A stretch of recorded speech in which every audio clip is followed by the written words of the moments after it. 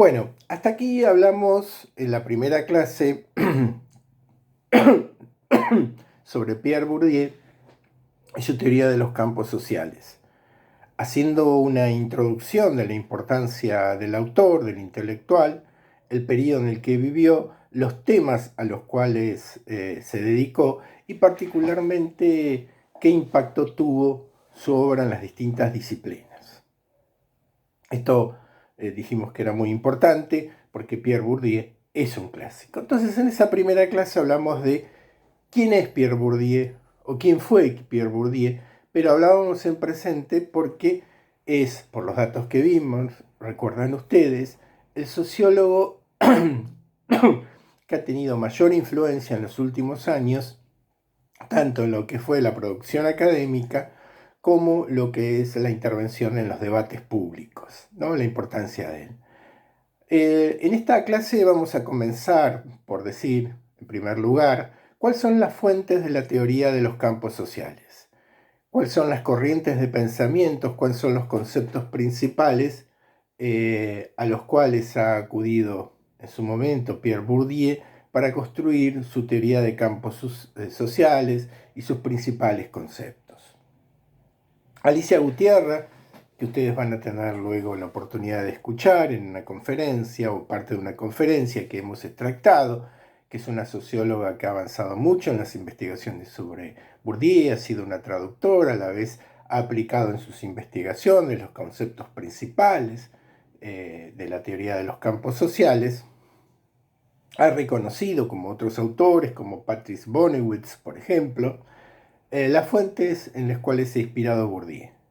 Entonces, una de las fuentes principales es el marxismo y la idea de conflictos entre las clases sociales, entre la existencia de clases dominantes y dominados, y la manera como se lleva adelante esos procesos de dominación. En ese sentido, ha tomado estos criterios para construir su teoría, pero también ha tomado elementos que hacen a la producción de Max Weber, sobre todo en lo que tiene que ver al sentido y el significado de la acción del hombre o de los hechos sociales. En este caso vemos como dos corrientes, no siempre coincidentes en la manera de representar a la sociedad, constituyeron para Bourdieu una fuente de inspiración principal. Ahora, Bourdieu sobre otro no se lo hace solamente por lo que puede ser la coacción física, sino a través de lo que él llama fuerza simbólica o violencia simbólica. En este nos va a decir que, que las clases dominantes tienen la posibilidad de alguna manera, construir el pensamiento o la subjetividad de las clases dominadas. Tienen la capacidad de hacer ver, de hacer creer, de hacer sentir a otros. Y esa es una capacidad que es imperceptible, que se naturaliza, que no siempre es inconsciente y que en muchas ocasiones cuenta con la colaboración de los dominados, ¿sí? De alguna manera, los dominados se constituyen en cómplices por la aceptación de esas formas de dominación. Y dice él, es una manera de violencia porque es oculta, es eufemizada y es una forma de alguna manera imperceptible, ¿sí? Que funciona de manera naturalizada o aceptada. Y acá entran los otros conceptos, probablemente más provenientes de la tradición weberiana, sobre todo el concepto de legitimidad. Es decir, ¿cómo es que esas clases dominantes, sin costo alguno o con bajo costo, logran establecer la fuerza de sus razonamientos, de sus sentidos, de su manera de pensar, sin coacción física? Y en esto recurre a esas formas de legitimidad que recordamos en su momento con Max Weber, en donde esas fuentes de legitimidad y de aceptación del poder de los otros pues, podía ser dada de tres formas. Una por el carisma de una persona, en el cual las masas le reconocían su poder o le obedecían porque estaba encubierta por cuestiones mágicas o religiosas por las cuales eran aceptadas. por las costumbres y los usos, o sea, por la tradición, porque siempre se había hecho así, era las otras formas de aceptación. Y de las sociedades modernas, como decía Max Weber, a través de las normas y las reglas que todos respetan. Ese era un tipo de legitimidad en el cual se recurre hoy en día en cualquier debate o en cualquier discusión, cuando se debate sobre valores, principios, posicionamientos ideológicos, políticos, siempre aparece la cuestión de la referencia de las normas para dar legitimidad, verdad o moral o ética a ciertos comportamientos que se juegan en el debate del escenario público. Entonces, lo que es importante es que estas dos corrientes, marxismo y por otro lado la corriente weberiana, van a alimentar los conceptos principales de Pierre Bourdieu. No solamente se va a cimentar en estos clásicos de la sociología, sino que también lo va a hacer en las corrientes positivistas, en particular en el pensamiento de Emile Durkheim, en cuanto a los análisis que hacían de la sociedad. En esos pensamientos, recuerden ustedes que cuando hablamos de los paradigmas en ciencias sociales, hablamos de que es un paradigma de transición entre el siglo XIX y siglo XX, que la preocupación de este autor era el desorden al que estaba sometida la sociedad y el peligro de guerra civil o de anomia ante los cambios que se venían generando con las transformaciones industriales en distintos espacios geográficos en la ciudad y en el campo. Y entonces su sentido era fundamentalmente utilitario, su investigación de las sociedades, sus investigaciones sobre la religión o el suicidio o la integración o desintegración de las sociedades tenían que ver con un sentido utilitario, fundamentalmente de ver la necesidad que la sociedad funcione como un organismo, ¿sí? En donde había órganos centrales que manejaban a órganos periféricos. De alguna manera establecía una jerarquía social entre dominantes y dominados, y de la cual manera estaban integrados no solamente por la existencia de un mercado de intercambios, sino por creencias en común. Esta visión estructuralista, fundamentalmente estructuralista, va a tomar dejos de semi-estructuralismo en Bourdieu, o algunos autores han hablado de estructuralismo constructivista, con dos conceptos que aparecen tradicionalmente como enfrentados. Un poco esta idea de que Bourdieu juega con estos polos o dicotomías de las ciencias sociales. Pero hay algo que es muy importante y que sí toma del positivismo en ciencias sociales Bourdieu, que es pensar a las ciencias sociales y en particular a la sociología como una ciencia que puede trabajar con el método científico en sentido estricto. Esto quiere decir, puede plantearse leyes, hipótesis y principios de funcionamiento que pueden ser descubiertos en la sociedad. Es decir, Bourdieu en ese sentido va a buscar regularidades y va a entender que la construcción que tienen que hacer los investigadores en ciencias sociales es el de una ciencia, una metodología. De hecho, cuando avancemos un poco más adelante de esta clase sobre el campo social, vamos a ver que plantea leyes generales de la sociedad y leyes particulares de cada campo social en particular. Es decir, va a descubrir regularidades que le va a permitir hacer análisis e investigación, pero partiendo de esa idea de que existen principios, leyes y regularidades en todos los campos sociales. Entonces hay una búsqueda de regularidades, hay una búsqueda de un funcionamiento semiestructural, porque no anula totalmente la conducta o la acción de los agentes, va a llamar él, no actores, no sujetos, sino agentes, ¿sí?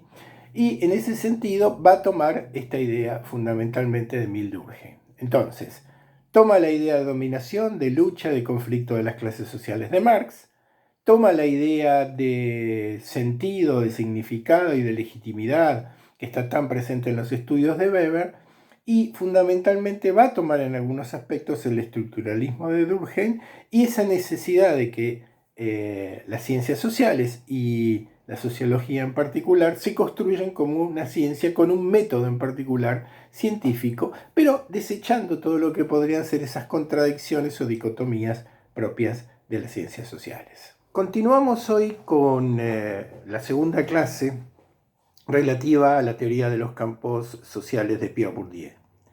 Hasta ahora lo que hicimos fue una presentación del autor, tratar de ubicar al autor dentro de lo que son las corrientes de las ciencias sociales, y en particular de la sociología, y también nos preocupó de alguna manera reseñar cuáles habían sido sus aportes, que en mucho trascendían las fronteras o los límites de una disciplina para hacer aportes de orden transdisciplinario con sus conceptos que luego fueron utilizados por distintos investigadores, especialistas o intelectuales del campo de la ciencia, del arte, del deporte, etc., para esclarecer sus objetos de estudio. También nos preguntamos y tratamos de hacer una respuesta, al menos inicial, sobre cuáles eran las raíces de las tradiciones en ciencias sociales a las que el autor había recurrido. Y en este punto destacamos que de alguna manera están presentes las grandes tres tradiciones de las ciencias sociales, como es la hermenéutica weberiana, el positivismo de Emile Durkheim y el marxismo de Marx, ¿no? Fundamentalmente de esas tres corrientes, el autor va a tomar muchas de sus ideas, conceptos, términos, y los va a reformular en función de sus términos principales. Hoy nos toca preguntarnos ya, sí, más específicamente, y responder a la pregunta de qué es un campo social, que junto con el concepto de hábitus son los dos términos principales para entender la sociología de Pierre Bourdieu. Nosotros decimos que un campo es lo que nos permite, en lo que puede ser una visión de la ciencia, de la sociedad, distinguir ciertas unidades más o menos autónomas que tienen en su interior sus propios agentes, sus propias leyes y que compiten por lo que está en juego dentro de ese tipo de relaciones sociales que establecen. Un campo social es un microcosmos que encierra una historia, que encierra ciertas condiciones de regularidad que se dan en ese campo y que nos permite avanzar en su conocimiento conforme contemos con estos conceptos básicos que nos define Pierre Bourdieu. Entonces, siempre hablamos de un microcosmos relativamente autónomo que nos permite distinguirlo del resto de la sociedad y que por esa razón adjetivamos, ¿sí? Entonces, en la sociedad lo que nosotros vamos a encontrar, sobre todo en las sociedades modernas y complejas, son distintos campos sociales y que vamos a adjetivar de distintas maneras. El religioso, el campo político, el campo académico, el campo jurídico, ¿sí? Pero no perdamos de vista que siempre se trata que por eso no hay que perderlo de vista, siempre se trata de una conceptualización, un término teórico para referirnos a aspectos de la realidad. Pero al haber esos conceptos teóricos, tienen que ser confrontados con la realidad y reformulados en sus orígenes o definiciones originales. Entonces, esos campos que tal cual lo plantea Bourdieu nos hace pensar un poco en la idea de estructura por un todo, que de alguna manera el individuo o la persona que pasa por esos campos, de alguna manera es influido por su magnetismo, ¿no? Parece que acá recurre a una metáfora de la física Pierre Bourdieu, ¿sí? Y en ese sentido nos hace pensar en criterios formales más estructuralistas, ¿sí? Mientras el individuo se mantenga dentro de ese campo y no trasponga los límites, va a estar influido por las condiciones de ese campo. Entonces, fundamentalmente, y clases pasadas decíamos que Pierre Bourdieu tenía en particular con Emile Durkheim la posibilidad de estudiar lo humano desde el punto de vista de la metodología de las ciencias. Acá lo que vamos a ver, que lo que va a buscar o va a plantear de entrada Pierre Bourdieu, es una serie de regularidades que va a llamar leyes. ¿Sí? Los campos se constituyen históricamente. ¿Sí? Esa es la densidad que tienen. Pero a la vez son relaciones entre agentes que van cambiando con el tiempo dentro de ciertas constantes. Acá parece estar de alguna manera venir a nuestra memoria el término de estructura. Por lo que él va a descubrir fundamentalmente dos tipos de leyes. Leyes generales y leyes particulares. Todos los campos se rigen por leyes que son generales, comunes a todos.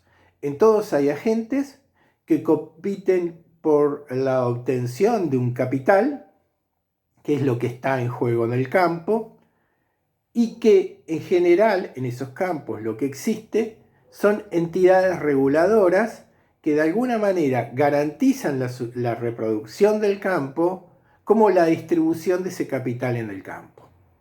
Esos agentes, esto es una ley, es una regularidad, esos agentes tienen la particularidad que de acuerdo a las posiciones que ocupan en ese campo, establecen vinculaciones de distinta naturaleza. Y esas vinculaciones, de acuerdo a la jerarquía que ellos tengan en el campo, pueden ser de homología, es decir, pueden tener el mismo poder, o de dependencia, en el sentido de que algunos de esos agentes, que pueden ser individuales o colectivos, ejercen un poder sobre los agentes de menor poder. Entonces, hay agentes, hay un juego normado, ¿sí?, con reglas que se establecen para la obtención de un capital, que es lo que está en juego en ese campo. El capital debe ser tomado, como vamos a ver en un momento, con un criterio bastante más amplio de la idea de capital que tenemos, de la idea de capital económico. Entonces, en esos microcosmos de agencias, de agentes que trabajan, de agentes que están influidos por las condiciones del campo, de entidades reguladoras, lo que hay fundamentalmente es una ley general. Y en todos los campos lo que vamos a encontrar es fundamentalmente ortodoxos y heterodoxos.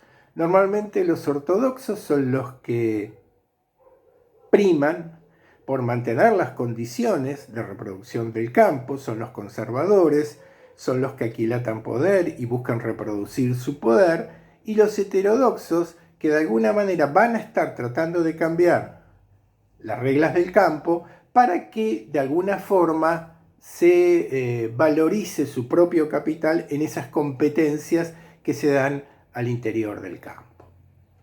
Cabe la aclaración que en el campo económico, en relación a otros campos, suelen ser sus normas superlativas, y en esa relación entre campos lo que vamos a ver es que el campo económico tiende a invadir a otros campos con sus normas y sus reglas.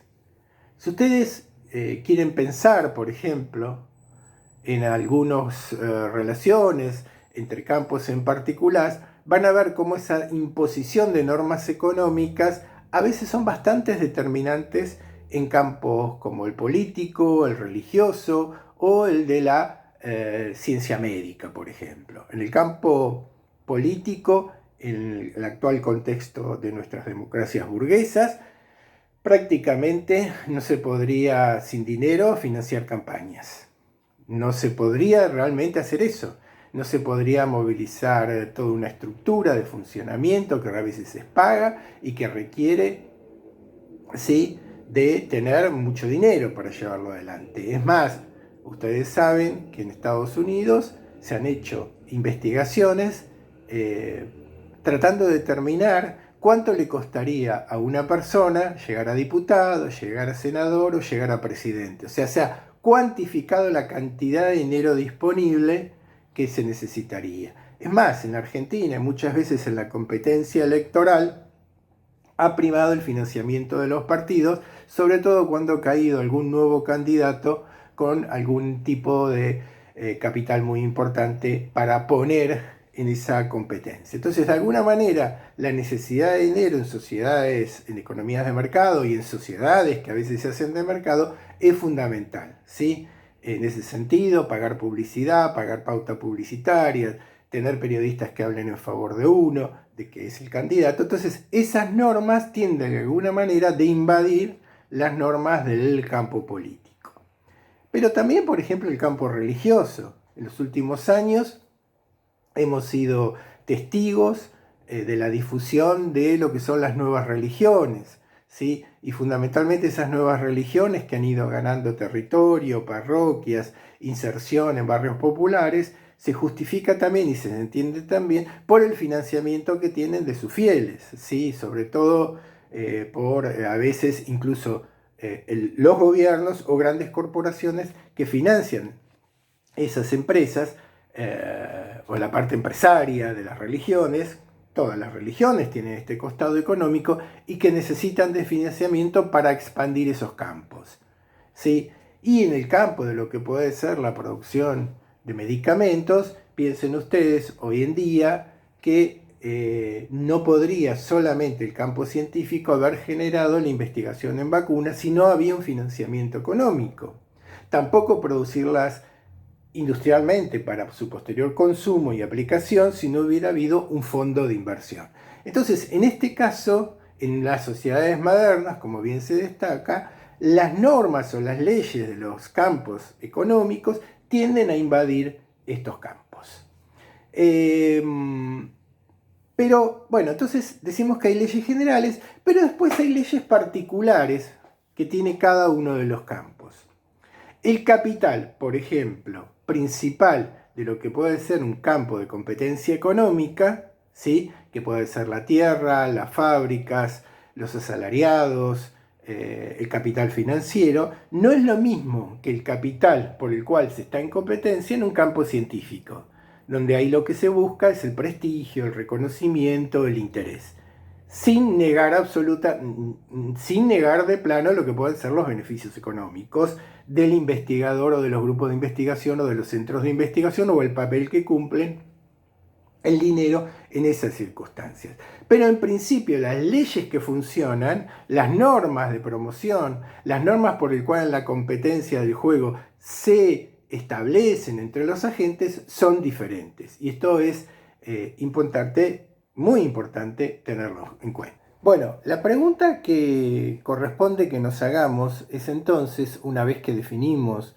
ese campo como un microcosmos relativamente autónomo y que tiene ciertas leyes, agentes, entidades rectoras, es qué tipo de espacio social se imagina Pierre Bourdieu, que es un tanto diferente al espacio social que a veces han representado las perspectivas, por ejemplo, marxistas, o las perspectivas organicistas del positivismo, donde claramente en uno y en otro caso eran producciones intelectuales que hacían referencia sobre todo a la existencia de una estructura, ¿sí?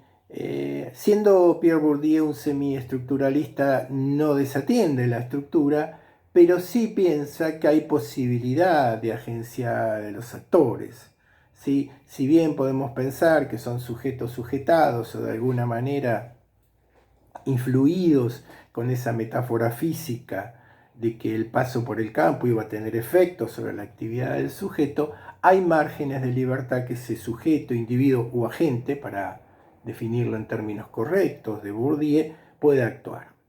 Ustedes recuerdan que una representación gráfica común que nosotros tenemos de la perspectiva marxista es la idea de pirámide, fundamentalmente, donde en la parte superior se encuentran todas esas construcciones ideológicas que justifican el sistema y que son producto de las diferencias en las relaciones de producción que se encuentran en la base de esa pirámide.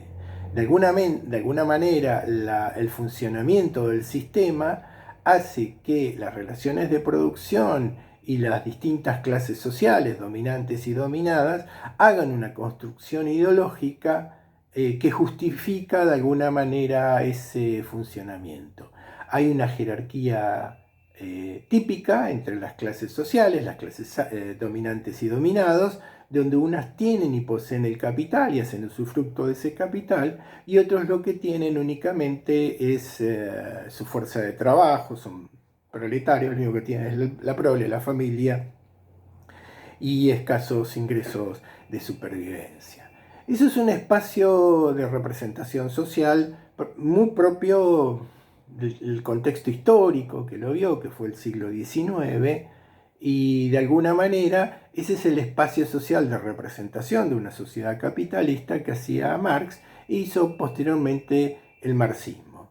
Entonces, claramente esa idea jerárquica aparece en el marxismo, pero también aparece en el organicismo de Emil Durkheim, incluso como justificación para garantizar el orden y la armonía de la social, donde había gente que obedecía y gente que se hacía obedecer. Y para eso llevaba adelante, como parte del mantenimiento de ese gran órgano que era la sociedad y para que se manezca integrado, su poder.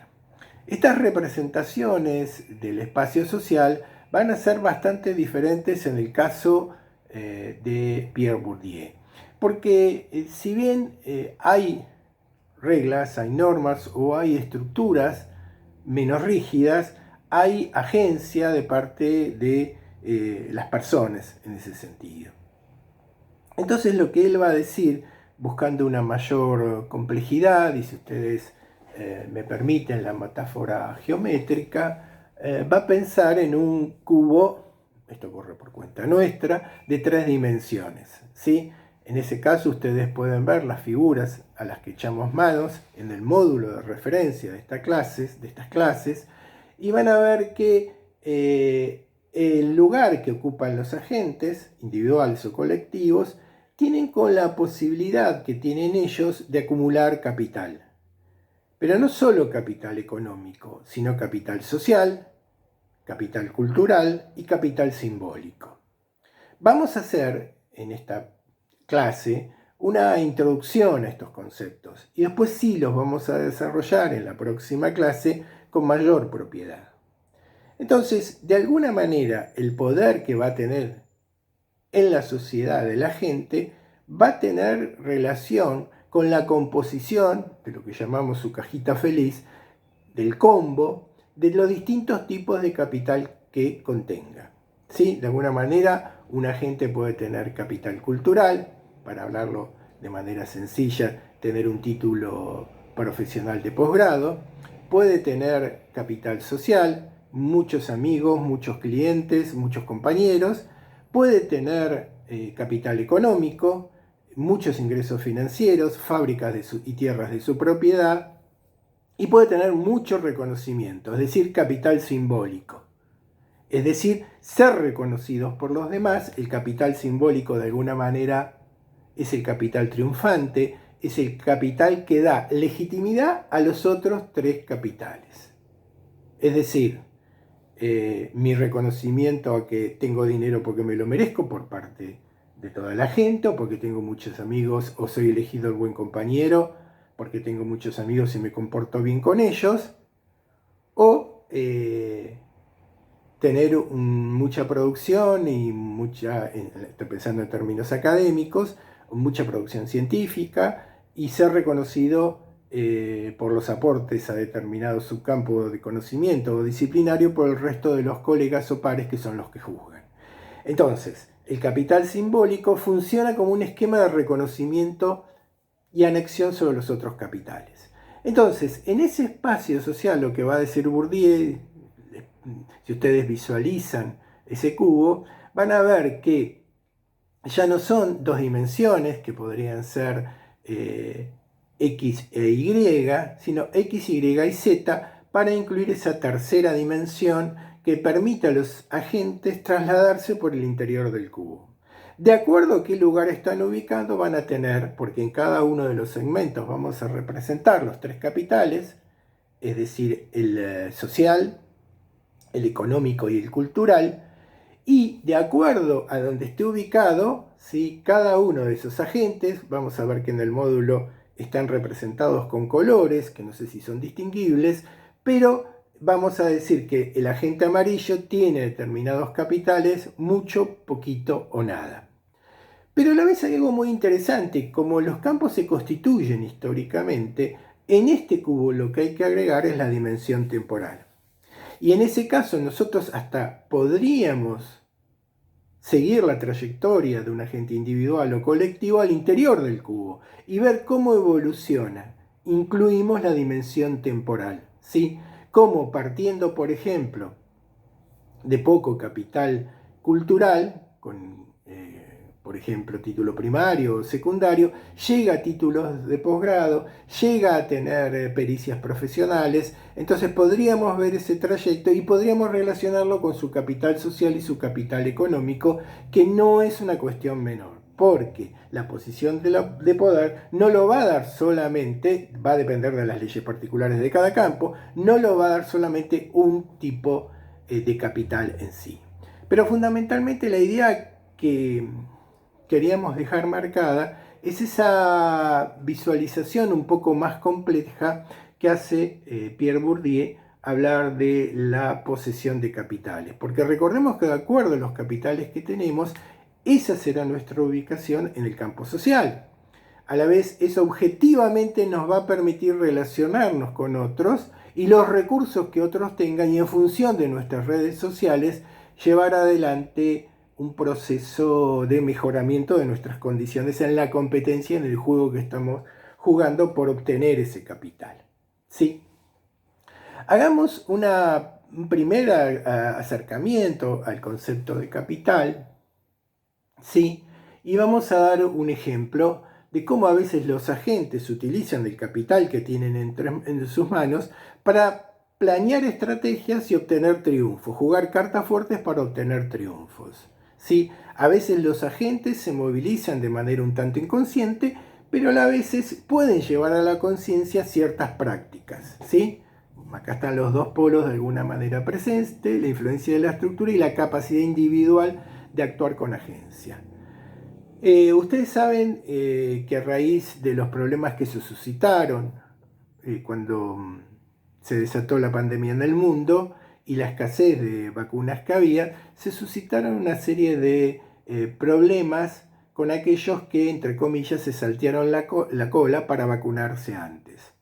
Es decir, obtener la vacuna, el ser aplicados, ¿sí?, por las dosis de las vacunas, se constituyó en un beneficio de orden personal.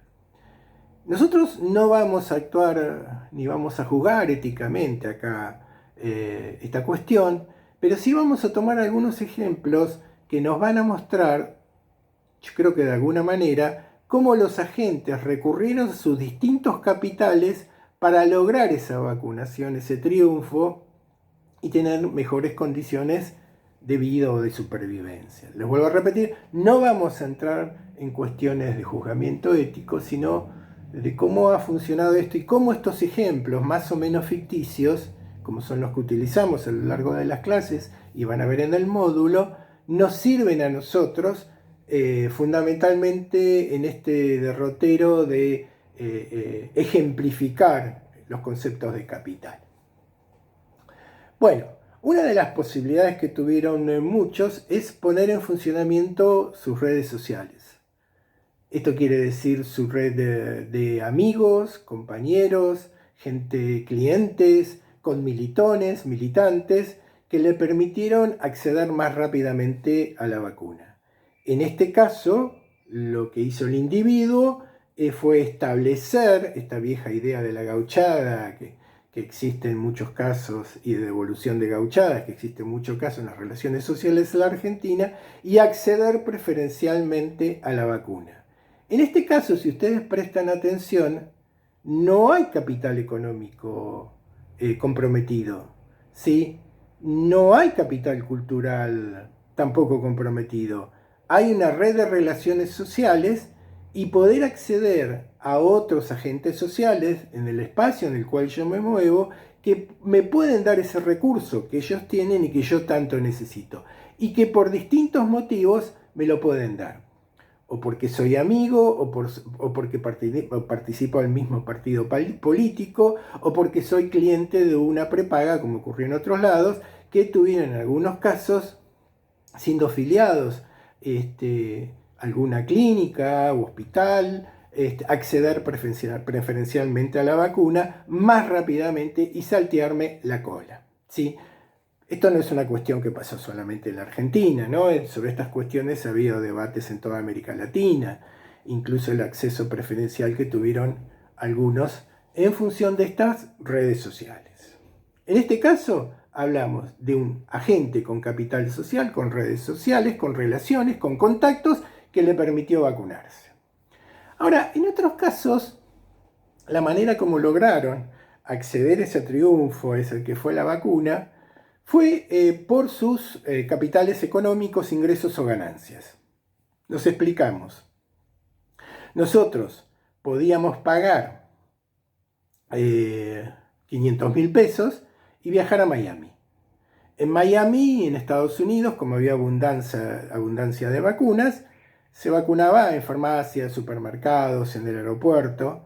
Entonces, de alguna manera, el que tenía dinero para viajar en el día o en la semana y pagar un pasaje sumamente caro, lo podía hacer. Y podía entonces vacunarse en un país donde las vacunas sobraban, ¿sí? Donde las vacunas sobraban. Y en ese caso, el individuo lo que puso en juego fue su capital económico, porque lógicamente no cualquiera puede viajar en el día o en la semana y pagar un pasaje de 500.000 pesos para vacunarse. Hasta ahí vamos. Pero ¿qué pasaba en muchos casos? En muchos casos, al principio sobre todo de la vacunación, los números de documentos que tomaban los sitios para vacunarse eran números de documentos de los nacionales. Es decir, los extranjeros no se podían vacunar. Pero, y acá entra el tercer capital que tiene que ver con el capital cultural, definido en este caso como una habilidad informática para tener una ganancia o un triunfo, lograron vacunarse igual, ¿sí? Supimos el caso de alguien que viajó y le dijeron qué números tenía que poner, porque su documento nacional de identidad argentino no se lo tomaba, para acceder a un turno de vacunación.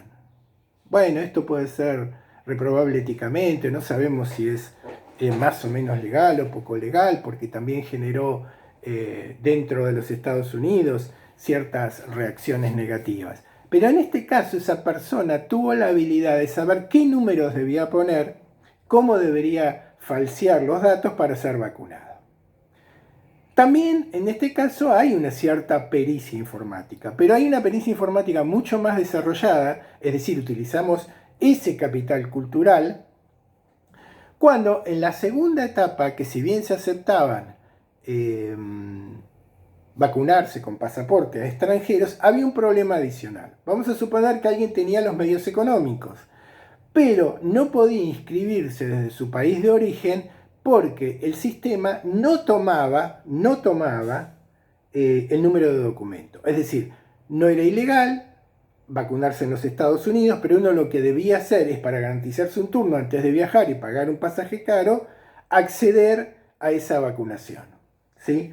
En esa etapa, ya en Estados Unidos, en muchos estados, se ofrecía cerveza, canutos de marihuana o días de Franco a la gente que se vacunaba, porque en ciertos estados, sobre todo el centro-oeste de los Estados Unidos, había y hay mucha resistencia a la vacunación.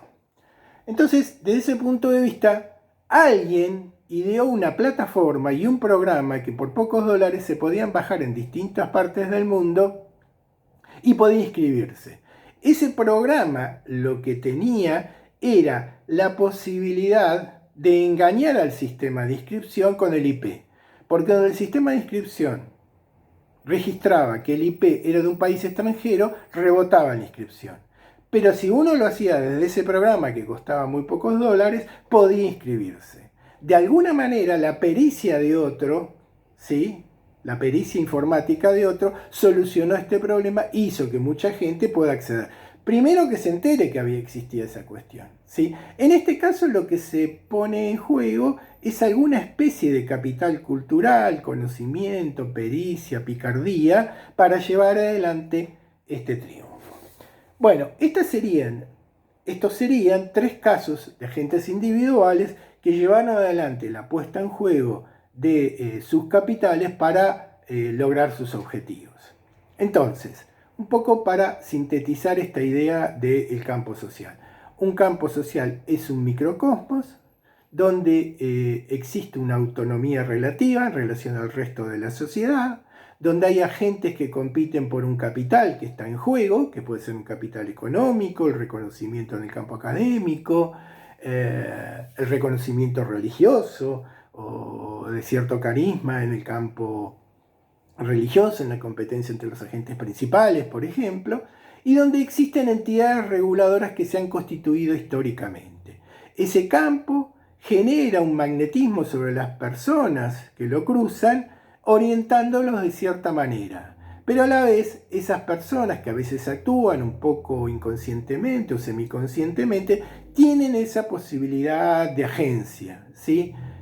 Hay un cierto margen para lo que podríamos llamar la resistencia, más allá que a veces hay una reproducción lineal. Entonces, en esos campos fundamentalmente lo que hay es leyes, regulaciones que se han constituido históricamente y sí que pueden ser eventualmente cambiadas, ¿no? No es que no existe ese espacio para resistencia. Nosotros podríamos dar un ejemplo, estaba pensando en términos de institución académica, cómo a veces los agentes que son marginales o son más o menos relegados pasan a ser agentes centrales, ¿sí? Y en esa pugna por valorizar nuestros capitales, lo que puede ocurrir es que se instituyan como normas o reglas formales el reconocimiento de esos capitales. Acá hay un ejemplo que es bastante interesante en la Universidad Nacional de Mar del Plata. Cuando se comenzó hacia finales de la década del 80 con una existencia de becas para nobles investigadores, con un reglamento específico, si uno analiza esos reglamentos durante 20 años, cómo fueron cambiando, va a ver cómo en algún punto ciertos capitales de ciertos agentes se depreciaron y otros capitales se apreciaron a la hora de la competencia. El ejemplo que voy a dar es muy sencillo, pero uno podría ver todos esos reglamentos, los estatutos mismos de la universidad, los reglamentos de concurso docentes, y vería cómo hay un cambio muchas veces lento de valorización de ciertas especies de capital en contra de otras. El ejemplo que voy a dar es sencillo.